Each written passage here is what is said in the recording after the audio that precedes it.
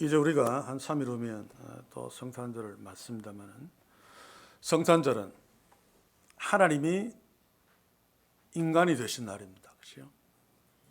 굉장히 중요한 개념이죠. 제가 성탄절 찬송을 하면서 언젠가는 지적해야 되겠다라는 생각을 하다가 또 까먹고 했는데, 찬송가 122장을 한번 쏘아주시기 바랍니다. 3절을 보시면, 이 세상에 주께서 강생할 때에, 성육신할 때이죠, 참신과 참사람이 되시려고, 요 가사 같으면 이단입니다. 그렇죠? 예수님이 이 땅에 오신 것은 참신이 되기 위해서 오신 것이 아니고 참 인간이 되기 위해서 오셨죠. 그래서 참신이 참 사람이 되시려고 동정녀의 몸에서 나셨다라고 해야 됩니다. 우리는 그렇게 이해하면서도 아무 생각 없이 참신과 참사람이 되시려고 라고 하는, 예수님은 이전에는 하나님이 아니셨다. 그런데 하나님이 되시려고, 인간이 되시려고 이 땅에 오셨다라고 하는 이단적인 고백을 이 찬송가를 통해서 할 수밖에 없습니다. 또 4절에 보면 여호와의 말씀이, 제가 요한복음 하면서 로고스를 말씀으로 번역하면 안 된다고 했죠. 당시에 로고스는 철학적인 용어로 하나님의 아들이라는 뜻입니다. 하나님의 아들이 육신을 입어 그러면 곤란합니다. 그렇죠? 육신이 되어져. 그래서 요한복음 1장 14절에서도 로고스가 육신이 되어, 제가 주보에도 제목으로 기록해 놓았습니다만, 하나님이신 예수님이 인간을 입었다는 것은 인간의 모습으로 왔다는 뜻입니다. 그러면 곤란하죠. 예수님은 참 하나님이심에도 불구하고 우리하고 조금도 다르지 않는 참 인간, 100% 인간으로 이 땅에 오셨습니다. 왜 하나님이 그렇게 우리하고 동일한 인간으로 이 땅에 오셨을까요? 성탄절에. 그 목적이 바로 마태복음 1장 21절에 기록되어져 있죠. 이것은 더더욱 잊으면 안 됩니다. 성탄절에. 한번 봅시다. 아들을 낳으리니 이름을 예수로 하라. 이는 그가 자기 백성을 저희 죄에서 구원할 자이심이라 하니라. 예수님이 이 땅에 오신 이유는 하나님의 백성을, 하나님의 예정된 백성들을 그들의 죄에서 구원하시기 위해서 오셨습니다. 그래서 인간으로 오셔야 되죠. 죄인인 인간을 대신해서 죽어야 하기 때문에 인간으로 죽어야 됩니다. 하나님은 죽을 수 없습니다. 그래서 인간으로 오셔서 피 흘려 생명을 내어놓으심으로 죄인된 우리가 구원함을 받고 하나님의 자녀가 된 것이죠. 자, 그런데 또 한 가지 잊지 말아야 될 것이 있습니다.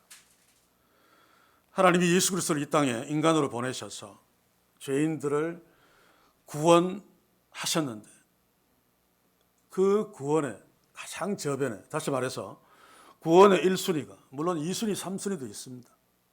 거기에는 부자들도 포함되어질 수 있겠죠.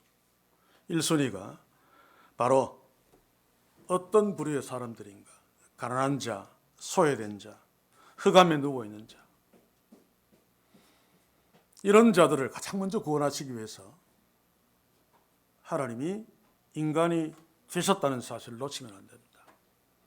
그래서 오늘 왕께 초대된 사람들은 바로 목자들이죠. 우리는 목자들을 좀 긍정적으로 생각합니다만 구약시대는 그랬습니다. 그러나 예수님 당시의 목자들은 가장 비천한 존재들입니다. 거의 도둑놈과 같은 처지로 몰렸다. 그런데 하나님은 인간이 되신 그 성탄절에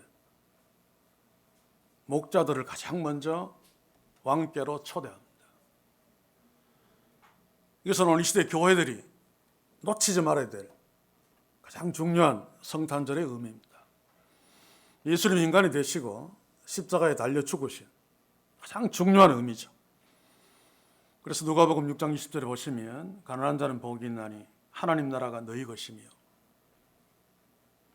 하나님 나라를 소유한 자는 구원받은 백성이고, 구원받은 백성은 예수 그리스도의 십자가의 은혜로 구원받았고, 그 은혜는 하나님이 인간이 되신 성탄절에서부터 시작되어집니다.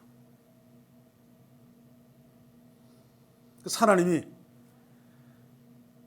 인생을 구원하시기 위해서 성육신하신 왕께로 가장 먼저 초대받은 자들이 그 시대에 가장 비천한 부류였던 목자라는 사실을 우리는 결코 놓치면 안 되죠. 초대교 이후에 언제부터인가 바로 이것을 교회들이 놓쳤기 때문에 교회가 타락하고 말았다고 볼 수 있습니다. 손쉽게 볼 수 있는 대표적인 시대가 바로 중세교회죠. 중세교회는 비천한 자들에 대한 하나님의 마음을 놓쳤습니다. 하나님이 목자를 왕께 가장 먼저 초대했다는 사실을 놓쳐버리면 교회는 화려해질 수밖에 없습니다. 절대로 초라한 베들레헴 구유를 만들 수 없죠. 그래서 중세교회는 날로 화려해졌습니다. 거대해졌습니다. 거창해졌습니다. 교회는 부자가 되었습니다. 그러므로 가난한 자들은 본질적으로 교회에 초대받지 못하는 이방인이 되고 말았습니다. 그러니 교회가 타락하고 시궁창이 되는 것은 아주 자연스러운 일이죠. 사랑하는 성도 여러분, 제가 성탄절마다 강조하는 것 중에 하나가 바로 이것입니다만, 오늘 이 시대 교회들도 목자를 초대하신 하나님의 마음을 놓쳐버린 비극 가운데 있습니다. 성탄절 날 특별히 거대한 성탄 추리를 보면 바로 그것이 오늘 시대 교회들이 가장 비천한 자리에 있는 목자를 가장 먼저 초대한 하나님의 마음을 놓쳐버린 증거죠. 그래서 우리는 오늘 이 시대에 수천만 원짜리 교회 건물들을 갖고 있고 수만 명의 교인들이 모여드는, 그리고 절비한 믿음의 영웅들을 가지고 있는 이 시대에 특별히 성탄절을 주목하면서 예수님이 비천한 인간으로 오셔서 구유에 누워 계신, 구유는 쉽게 표현하면 짐승 밥통입니다. 밥통에 누워 계신 예수 그리스도를 보면서 다시 한번 중세교회가 놓쳐버린, 이 땅의 교회들이 놓쳐버린 하나님의 마음을, 가난한 자들이 하나님이신 그 하나님의 마음을 우리가 다시 한번 확인하면서 성탄절 앞에 서야 할 것입니다. 이사야서 9장 1절 2절을 보시면 다시 한번 예수님께서 이 땅에 오신 목적이 무엇인가를 적나라하게 읽을 수 있습니다. 한번 봅시다. 전에 고통하던 자에게는 흑암이 없으리로다. 옛적에는 여호와께서 스불론 땅과 납달리 땅으로 멸시를 당케 하셨더니 후에는 해변길과 요단 저편 이방의 갈릴리를 영화롭게 하셨느니라. 흑암에 향하던 백성이 큰 빛을 보고 사망의 그늘진 땅에 거하던 자에게 빛이 비치도다. 물론 이것은 모든 자들의 상황을 묘사하는 것입니다만, 그럼에도 불구하고 특별히 보잘것없는 자들, 흑암에 누워있는 이들을 위해서 하나님이신 예수님도 보잘것없는 모습으로 이 땅에 오셨다는 말입니다.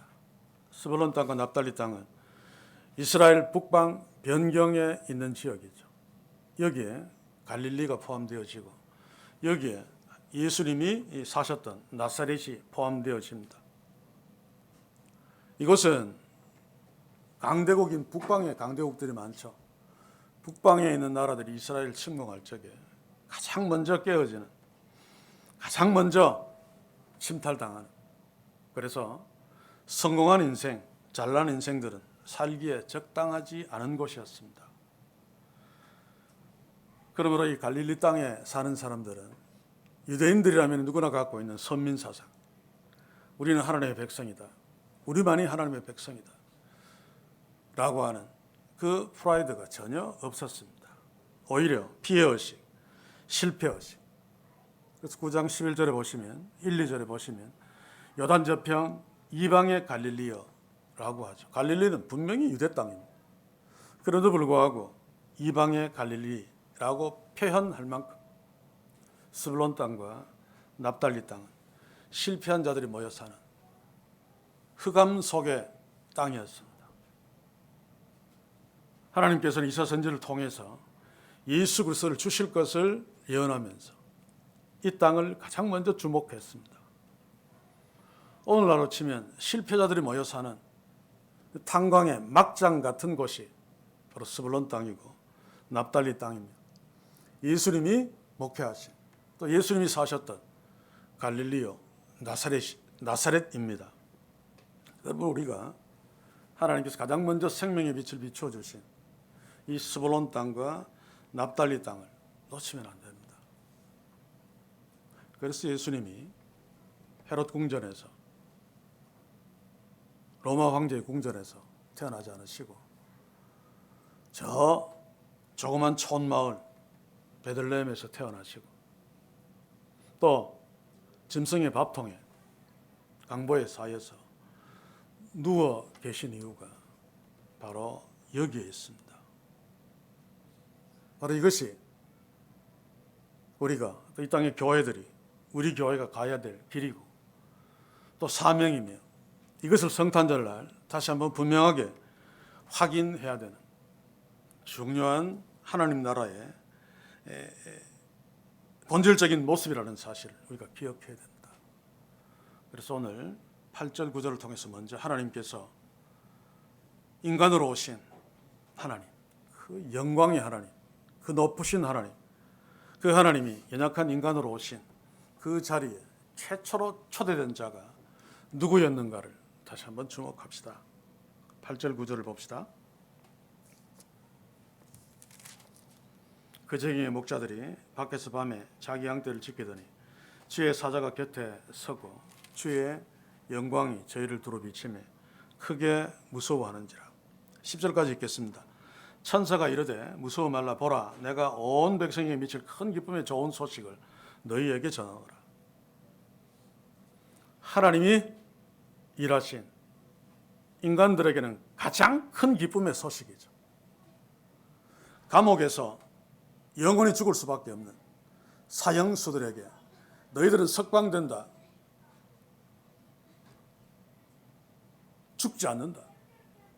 그리고 석방되는 정도가 아니라 석방되어서 왕의 아들들이 될 것이다 라고 하는 소식은 죽음만을 기다리는 사형수들에게, 그것도 영원한 죽음을 앞둔 사형수들에게 그 이상 더 기쁜 소식이 없을 것입니다.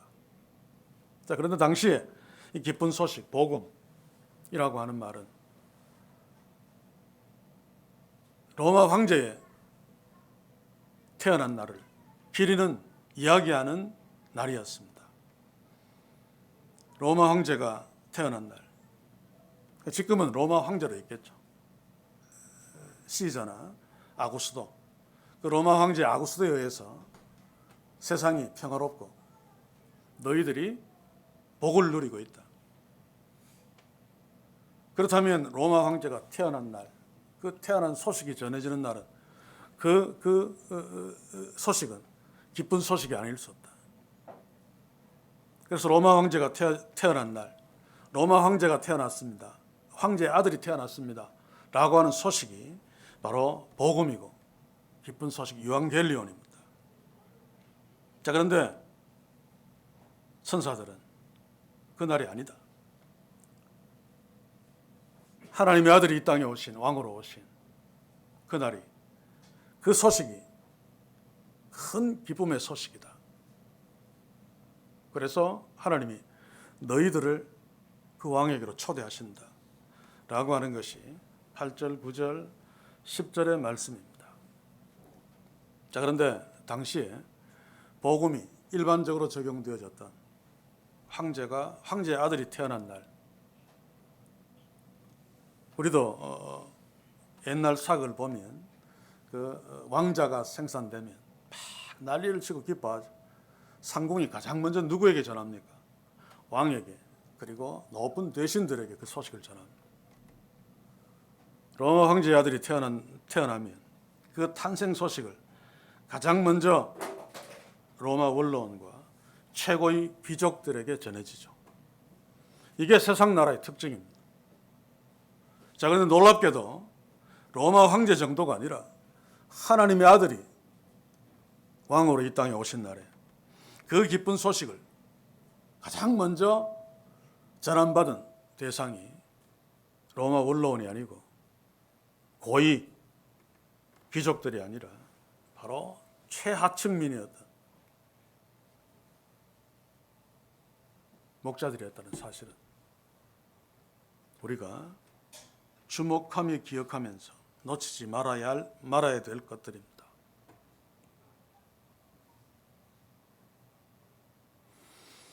하나님은 하나님의 아들 이 땅에 보내시면서 가장 비천한 자리에 있었던 목자들을 잊지 않으시고 가장 먼저 왕께로 초대했습니다. 그러면서 황제의 탄생이 큰 기쁜 소식이 아니라 바로 하나님의 아들이신 예수님이 이 땅에 태어나신 그날이, 그 소식이 가장 기쁜 소식이다 라고 하면서 그 목자들을 왕께로 초대했죠. 당시에 가치관이나 사고방식으로 볼 적에는 사실은 말도 안 되는 이야기입니다. 하나님이 인간이 되었다는 것도 말도 안 되고 그 하나님의 아들이 십자가에서 비참하게 죽으셨다는 것은 더 말도 안 되죠. 그런데도 우리는 그것을 믿고 있습니다. 그 위에 교회가 세워졌죠. 그런데 교회는 그것을 믿는다고 고백하면서도 그것과 정반대의 모습으로 이 땅에 서 있고 올해 성탄절을 맞이하며 준비하고 있다는 사실은 참으로 안타깝기 그지없는 현실입니다. 마치 로마 황제가 태어났다는 기쁜 소식을 기다리는, 그 기쁜 소식을 맞이하는 그런 자들처럼 서 있단 말입니다. 로마 황제는 당시에 절대적인 권력을 갖고 있었던 자입니다. 로마 제국에 가장 강력한 영향력을 미쳤던 자들이 바로 로마 황제들이죠. 한 예를 들면 12달 중에 아구스투스, 예수님이 태어나실 적에 로마의 황제였던 아구스도라고 하는 이름이 12달 중에 8월 달에 끼어들었습니다. 원래 8월 달은 옥토버였습니다. 그죠? 문어 다리가 8개니까 8월 달, 옥토버였는데 이 아구스투스가 내가 태어난 8월 달을 옥토버라고 할 것이 아니라 아구스도라고 해야 된다. 그래서 어거스트라고 붙여버렸습니다. 원래 7월 달은 줄라이, 이 줄리어스 시저의 생일이 있는 줄리어스 시저의 이름을 붙였죠. 그런데 어거스트도 나도 로마의 황제인데 내가 태어난 7월 달 바로 뒤에 8월 달은 어거스트라고 해야 된다. 그래서 옥토버가 10월 달로 밀려간 거죠. 다리가 8개밖에 없는 문어의 다리 10월 달이 되고 말았습니다. 그리고 날수도 1월 달이 31일이고 2월 달이 30일이고 3월 달이 31일이고 그래서 홀짝홀짝으로 7월 달이 31일이고 8월 달이 30일이 돼야 되는데 아우구스도 황제는 내가 태어난 날 8월 달도 큰 달로 쳐야 된다. 31일로 만들어 버렸습니다.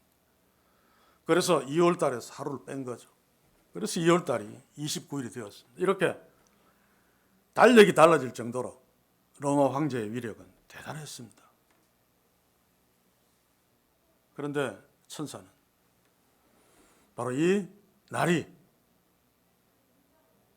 왕이 태어난 기쁜 날이 아니라 초라한 베들레헴 구유에 누이신 예수가 태어난 그 날이 큰 기쁨의 날이다 라고 선포하면서 진짜 왕을, 진짜 황제를 예수 그리스도로 선포하고 있는 것입니다. 우리는 거기에 걸맞게 성탄절날 예수 그리스도를 맞이해야 되죠. 그런데 우리는 이 땅의 교회들은 그렇지 못합니다. 마치 로마 황제가 태어난 그 화려한, 그 장엄한, 그래서 아마 성탄 추리도 그렇게 화려하게 꾸미는지 모르겠습니다만 11절을 보시면 오늘날 다윗의 동네에 너희를 위하여 구주가 나셨으니 곧 그리스도 주시니라. 이 다윗의 동네에 너희를 위하여 구주가 나셨으니 곧 그리스도 주시라 라고 하는 이 주님은 로마 황제가 태어난 로마 궁궐과 상관없이 베들레헴 구유와 직접적인 관련이 있죠. 다윗의 동네라고 표현한 것은 바로 베들레헴을 말합니다. 이것은 하나님께서 구약 선자를 통해서 예언하신 메시아가 베들레헴에 태어나실 것이다 라고 하는 것의 성취임을 강조하는 거죠. 그리고 베들레헴에 하나님의 약속이 성취된 이유가 뭔가 하면 너희를 위하여 구주가 나셨다 라고 하는 것입니다. 원래 구주는 앞에서 계속 이야기했지만 아구스토에게 붙여졌습니다. 이 구주는 번역을 조금 잘못했죠, 그렇죠? 구원자라고 번역해야 됩니다. 주는 뒤에 또 나오잖아요. 소테르입니다, 소테르. 그래서 당시에 아우구스투스, 소테르 퀴리오스, 아구스토가 구원자며 퀴리오스, 주다라고 고백하고 불렀습니다. 그런데 천사는 로마 황제가 소테르가 아니고 퀴리오스가 아니고 오늘날 다윗의 동네에 그 초라한 베들레헴에 너희를 위하여 나신 그 예수가 바로 소테르고 바로 퀴리오스다 라고 선포하고 있죠. 참고로 오늘 이 11절에 다윗의 동네에 너희를 위하여 구주가 나셨으니 소테르가 나셨으니 곧 그리스도 퀴리오스 또 주,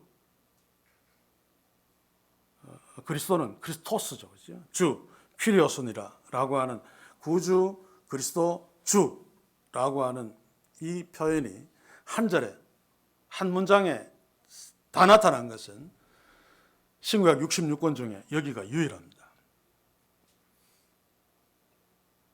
그만큼 예수님이 이 땅에 오신 것은 보통 하나님의 일하심이 아니죠. 그래서 예수님은 바로 구주, 구원자, 소테르인데 이 단어는 구약에서 사용되어질 적에는 사사에게 주로 붙여졌습니다. 도탄에 빠진 하나님의 백성을 구원하기 위해서 하나님이 사사를 보냈죠. 그 사사가 곧 소테르였습니다. 그리고 나머지 경우에는 하나님이 도탄에 빠진, 위험에 빠진 하나님의 백성을 구원하시기 위해서 보내시는 하나님에게 적용되어졌습니다. 그래서 구원자, 소테르라고 하는 것은 하나님께 정해지는 거죠. 예수 그리스도, 그분이 바로 소테르, 구원자십니다. 아우구스투스가, 로마 황제가 구원자가 아니라는 말입니다. 그는 팍스 로마나, 로마 황제를 통해서 로마 제국이 형성되어지고 그 로마 제국의 그 안정된 치안과 또 수많은 어떤 물질로 로마 제국의 사람들이 평화를 누린다. 순전히 육신적인 시각이죠. 그런 관점에서는 로마 황제가 구원자, 소테르고 또 주가 틀림없습니다. 오늘 이 시대에 세상 사람들은 더 말할 것도 없고 교회들이 고백하는 구주가 바로 이런 차원이 아닙니까? 그런데 예수님 보신 그날의 천사들은 그 로마 황제가 소테르가 아니다, 피리오스가 아니다, 바로 초라한 베들레헴 촌동네에서 태어나셔서 짐승 밥통에 누워 계신 바로 그 어린 예수가 구주고 피리오스고 그리고 그리스도다 라고 하는 것입니다. 사랑하는 성도 여러분, 우리가 이런 관점에서 예수 그리스도를 보고 있으며 또 주님의 몸된 교회를 보고 있으며 우리들을 보고 있습니까?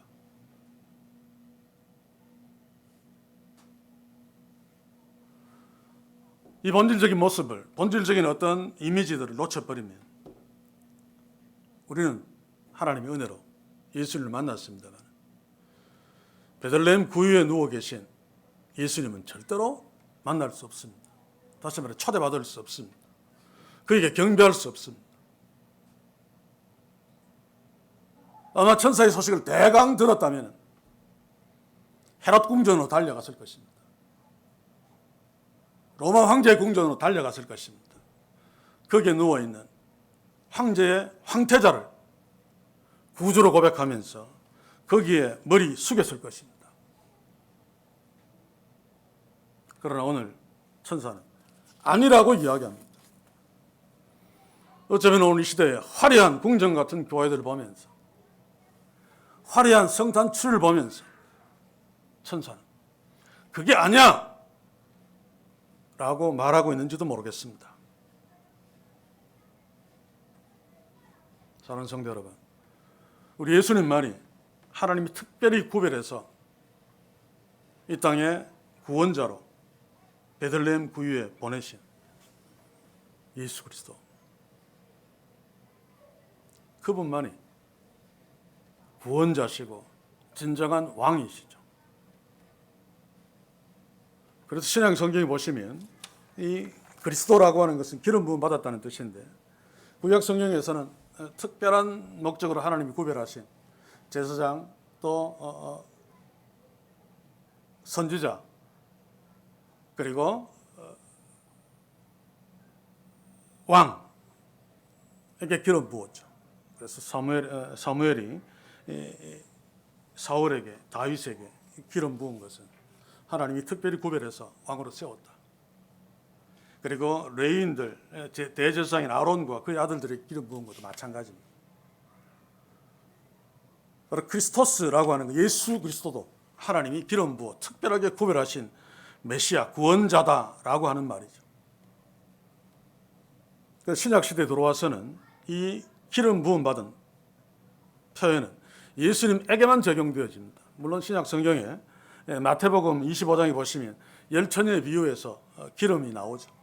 그러나 이것은 예수님과 관련이 있는 것이 아니라 비유 속에서 어떤 스토리를 전개하는 소재로 쓰였을 따름입니다. 그런데 성경을 찾아보시면 사도행전 10장 38절에 유일하게 예수님께 적용되어집니다. 나사렛 예수에게 성령과 능력을 기름부터 하셨으며 제가 이 말을 하는 것은 기름 부었다라고 하는 본질적인 의미는 예수 그리스도에게만 적용되어진다는 말이죠. 하나님께서 예수 그리스도를 특별하게 구별해서 인간의 구원자로 이 땅에 보내시고 그분이 십자가의 죽으심으로 말미암아 우리가 하나님의 자녀가 되었으므로 우리도 동일하게 십자가를 통해서 구별되어진 기름 부음 받은 자들입니다. 달리 기름 부음 받았다 이런 표현들을 할 필요가 없죠. 단지 예수님이 유일한 메시아다라고 표현할 적에 예수님만이 하나님에 의해서 기름 부음 받은 그리스도며 그러므로 우리의 구원자 소테르가 되셨고 우리를 다스리시는 주인이신 크리스토스 주인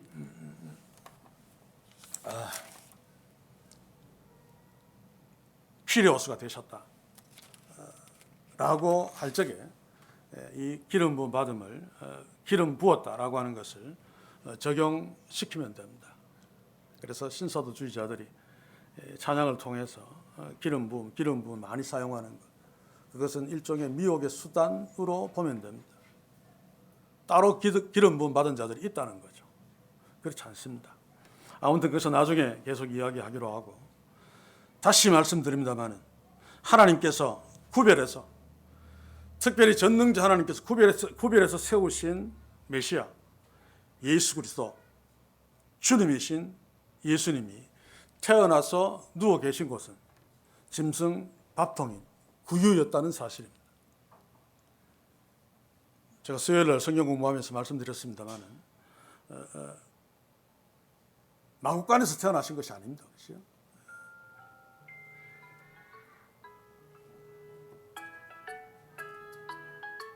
죄송합니다.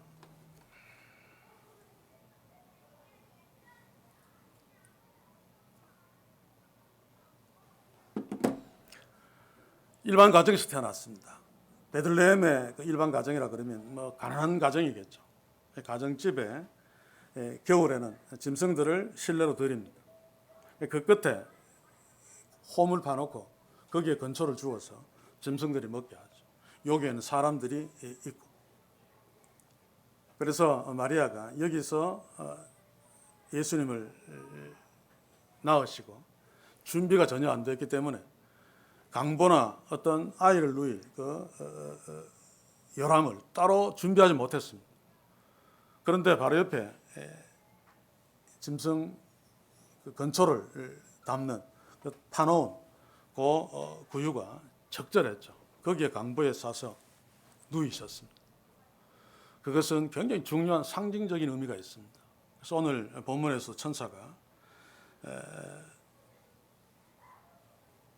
이 목자들을 초대하면서 뭐라고 이야기합니까? 12절을 보시면 가서 강보에 쌓여 구유에 누인 아기를 보리니 이것이 너희에게 표적이니라. 베들레헴 지역에 당시에 아이를 낳은 산모가 몇 명 되는지 모르겠습니다만 아이를 낳았으면 강보에 싸서 요람에 누이죠. 강보에 쌓인 아기는 여럿 있을 것입니다. 여러 명 낳았다면. 그러나 마리아처럼 준비가 되지 않아서 강보에 쌓인 아기를 짐승 밥통 위에 누워져 있는 아기는 예수님밖에 없었을 것입니다. 그래서 표적이 되는 거죠.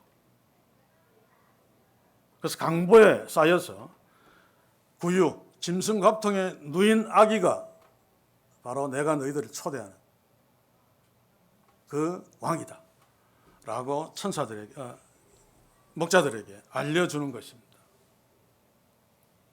만약에 예수님이 누이신 곳, 왕이 누이신 곳이 그 짐승 밥통이라는 것은 초라하다는 뜻이죠. 그래서 비천한 목자도 쉽게 접근할 수 있고 쉽게 구별할 수 있습니다.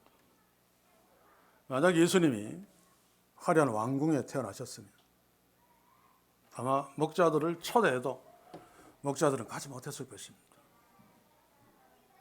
그 옆에 화려한 성탄 추례가 있었으면 더더욱 비천한 자리에 있었던 가난했던 목자들은 가지 못했을 것입니다.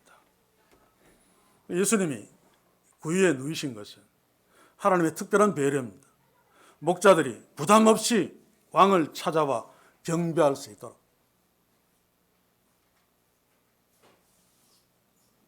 예수님이 가난한 자의 하나님이 가난한 자의 하나님이시고 소외된 자의 하나님이시라는 한 증거가 되죠. 그래서 성탄절날 특별히 주님의 몸된 교회는 그 전에 1년 동안은 어쩌다가 우리도 모르게 우리의 눈의 즐거움을 위해서 화려하게 막 장식을 해놓았다 할지라도 예수님이 이 땅에 베들레헴 초라한 촌동네에서 나시어서 짐승 밥통에 누이신 성탄절을 맞이할 적에는 그 화려한 장식들을 다 떼어내야 됩니다. 최소한. 그 의미를 살리기 위해서. 그런데 정반대의 모습을 갖고 있죠. 더 화려하게 꾸밉니다. 그것은 성탄절을 주신 하나님의 마음을 교회가 놓쳤기 때문입니다. 그래서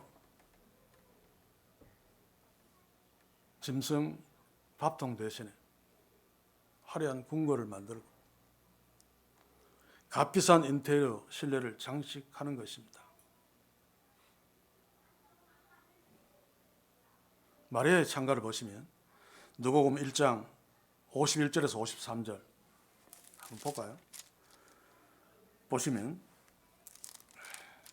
마리아가 부르는 노래 일부입니다만 그의 팔로 힘을 보이사 마음의 생각이 교만한 자들 흩으셨고 권세 있는 자들을 그 위에서 내리치셨으며 비천한 자를 높이셨고 줄이는 자를 좋은 것으로 배불리셨으며 부자를 공수로 보내셨도다. 이게 예수님이 태어나신 목적이죠. 그런데 이 시대 교회들은 어째서 겸손한 자들 대신에 교만한 자들을 모으고 있습니까? 왜 이 시대 교회들은 비천한 자들 대신에 권세 있는 자들을 환영합니까? 오늘 이 시대 교회들은 굶주린 자들 대신에 부자들에게 박수를 치고 있는 것입니까? 베들레헴 구유에 왕을 보내신 하나님의 마음을 놓쳤기 때문입니다. 그러면 가장 비천한 자리에 있는 목자를 가장 기뻐하시는 그런 하나님의 편들, 하나님이 사랑하시는 가난한 자들을 주의 몸된 교회로 초대할 수 없습니다. 저는 개인적으로 기도하면서 종종 기도 제목을 나눕니다만 우리가 교단 건축을 할 적에 우리 교회 표적이 아기 예수가 누워 계신 구유가 되는, 그래서 예수님이 계시는 주의 몸된 교회라고 하는 분명한 증거를 갖는 표적이 교회당 건물을 통해서도 표현될 수 있기를 소원합니다. 우리의 가정도 또 각자 성전인 우리들도 이런 표적을 갖고 있는, 특히 성탄절날 이런 표적을 확인하는 그런 축복이 우리 모두에게 있기를 주의 이름으로 간절히 소원합니다. 이제 끝부분을 봅시다. 13절, 14절. 호련히 허다한 천군이 그 천사와 함께 있어 하나님을 찬송하여 가로되 지극히 높은 곳에서는 하나님의 영광이요 땅에서는 기뻐하심을 입은 사람들 중에 평화로다. 하나님은 영광 중에 계셨습니다. 하나님이 이 땅에 오시면 영광 그 자체죠. 그런데 하나님은 인간들에게 평화를 주시기 위해서 오셨습니다. 그런데 그 오신 곳이 화려한 궁궐이 아니고 짐승 밥통이었다는 사실은 하나님이 가장 낮은 자들까지 하나님의 귀한 자녀들로 초대하기 위해서입니다. 그래서 천사는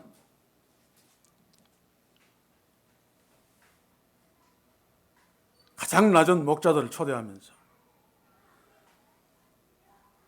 지극히 높은 곳에서는 하나님께 영광이요 땅에서는 기뻐하심을 입은 사람들 중에 평화로다라고 찬송했던 것입니다.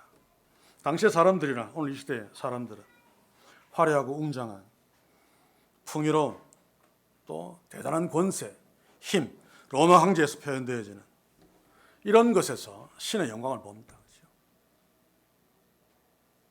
이런 화려함, 이런 권세, 이런 힘들에서 평화를 느낍니다. 그래서 당시 로마 황제가 그의 아들이 태어난 날이 바로 복된 소식이다. 백성들에게 황제의 영광을 보여주고 황제가 주는 평화를 누릴 수 있다 라고 했음에도 천사는 그 초라한 구유에 누워 계신 아기 예수께로 목자들을 초대하면서 하나님의 영광, 땅에서는 평화를 노래하고 있습니다. 사는 성도 여러분, 우리는 어떻습니까? 화려하고 웅장한 어떤 건물이나 권세, 능력, 그것이 우리하고 관련이 되어진다면 갑자기 영광스럽고 갑자기 평화를 누리지 않습니까? 아마 저를 포함해서 우리 모두가 부분적으로 그럴 것입니다. 간단하게 이 땅의 가장 권세자, 지금은 아닙니다만 대통령이 내 옆에서 나의 어깨를 감싸고 있다면, 또 수많은 돈이 나에게 주어졌다면 영광과 평화를 누릴 수 있을 것입니다. 반대로 예수님이 오신 그 초라한 베들레헴 구유를 보면서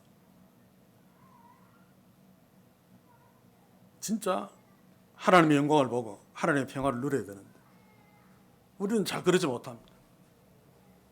이유가 뭡니까? 영광의 하나님이신, 평화를 주러 오신 예수 그리스도, 그 하나님을 놓치고 있기 때문입니다. 베들레헴 때문에, 짐승우리 때문에, 그게 먼저 보여서 그 속에 계신, 그 위에 누워 계신 예수 그리스도를 놓치고 있는 거죠.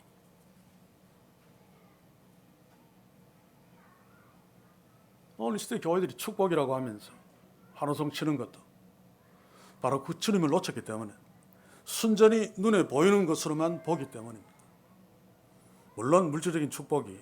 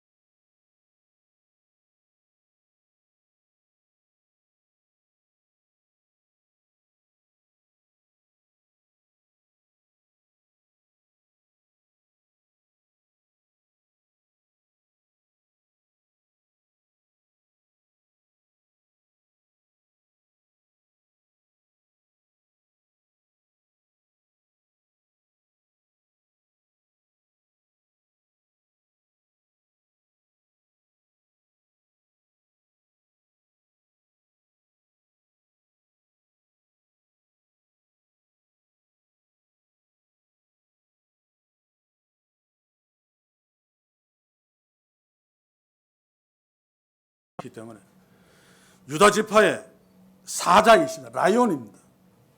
동물의 왕자, 왕. 다윗 왕가에서 나온 메시아죠. 그래서 사도 요한은 그 라이온을 찾았습니다. 그런데 안 보입니다, 사자는. 단지 마치 죽임 당한 것 같이 서 있는 나약한 어린 양이었습니다. 찌질한. 그래서 라이온을 찾지 못해서 울었습니다. 천사가 울지 말라고 이야기합니다.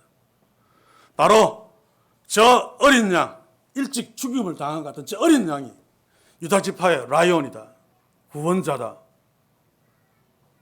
라고 사도 요한에게 계시하신 것이죠. 이게 바로 하나님 나라, 하나님의 파라독스입니다. 죽임 당하신 어린 양, 피 질질 흘리고 빌빌 거리는 어린 양의 모습이지만, 그러나 그럼에도 불구하고 그분이야말로 가장 능력 있으신 짐승의 왕인 사자입니다. 사자. 그래서 믿음으로 보아야 됩니다. 육신의 눈으로 볼 것이 아니라.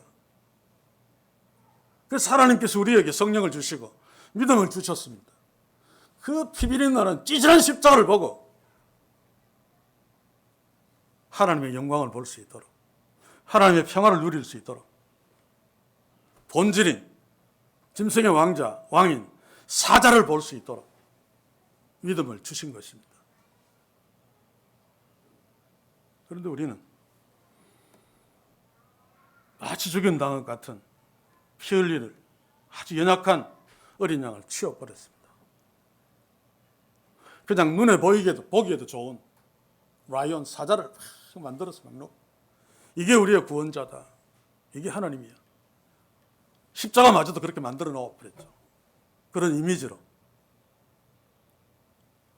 이게 사실 저에게도 여러분들에게도 있는, 수없이 영향을 받았기 때문에 있는 하나님의 모습이고 성육신하신 예수 그리스도의 모습일 수 있습니다. 그래서 다시 한번 우리는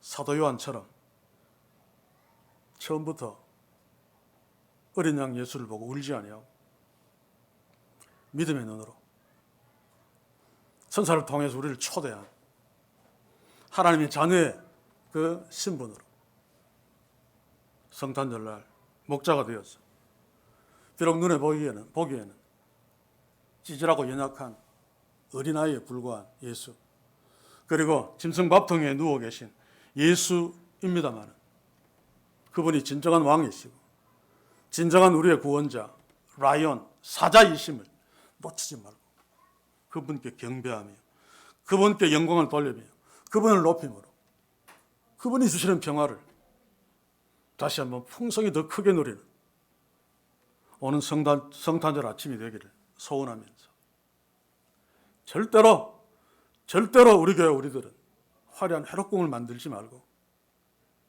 예수님이 누워 계신 베들레헴 그 구유가 우리에게 있는, 그래서 비록 연약하고 초라하다 할지라도 구원자 하나님이신 예수 그리스도가 우리에게 있는 그런 축복이 날마다 또 성탄절을 특별히 확인하는 그런 축복들이 있기를 주의 이름으로 간절히 소원합니다. 기도합시다. 주여, 우리는 아직 연약하여 따로 육신적인 눈으로만, 이성적인 판단으로만 하나님이 주신 축복을 주목하며 하나님의 영광을 보며 하나님의 평화를 이해합니다. 성탄절을 앞두고 초라한 산촌 베들레헴에 태어나셔서 초라한 구유에 누이신 예수 그리스도를 다시 한번 주목하면서, 그분이 비천한 모습으로 오신 것은, 비천한 모습으로 십자가에 죽으신 것은 비천한 우리들을 구원하셔서 하나님의 자녀 삼기 위함임을 알고 그 은혜에 감사하며, 우리도 또 이 교회 공동체도 비천한 자들을 초대하는 하나님의 도구로 설 수 있도록 축복하셔서, 특별히 오는 성탄절날 특별히 이 교회가 산천 조그만 마을인 베들레헴이 되게 하시고 또 짐승의 밥통이 되게 하셔서 우리를 구원하러 오신 예수 그리스도를 모시며 주목하며 경배하는 복된 교회 공동체, 복된 성탄절을 맞는 우리들에게 주여 축복해 주시옵소서. 예수님의 이름으로 기도하옵나이다. 아멘.